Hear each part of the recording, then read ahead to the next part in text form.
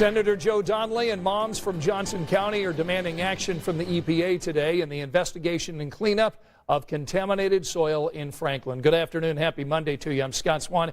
This is a story that 13 Investigates started covering in 2015. It has been on the forefront ever since. Our Sandra Chapman joins us in studio with what happened today. Sandra?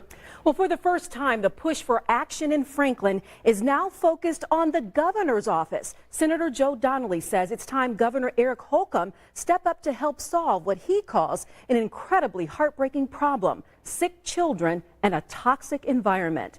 Just over a week ago, the EPA confirmed known carcinogens from the old Amphenol site in Franklin had migrated off-site and into a nearby neighborhood and into the path of homes. The levels of TCE and PCE were well above the allowable limits and spreading through the sewers and groundwater. The discovery comes after a group of mothers and 13 Investigates exposed a report submitted to IDEM in 2013 showing a plume of toxins spreading, but IDEM failing to take action. Senator Donnelly called on the EPA for a complete takeover and now says it's time for Governor Holcomb to take a stand too. And what we need to do is have the governor call on EPA to take this over. It's recently become clear that in 2013, IDEM knew that these plumes were moving.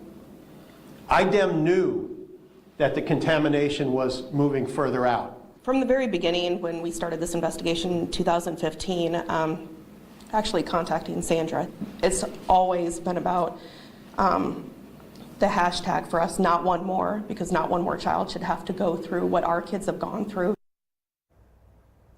Now, Donnelly applauded the efforts of Stacey Davidson and Carrie Reinhardt, who first reached out to 13 Investigates back in 2015. It was our reporting that first linked the high numbers of children diagnosed with cancer were connected to the city of Franklin. Now, we are asking Governor Holcomb to respond to calls for this EPA takeover. We'll have that and hear from more from these mothers on Eyewitness News starting at 5 o'clock. Okay, we'll look for your report tonight. Thanks, Sandra.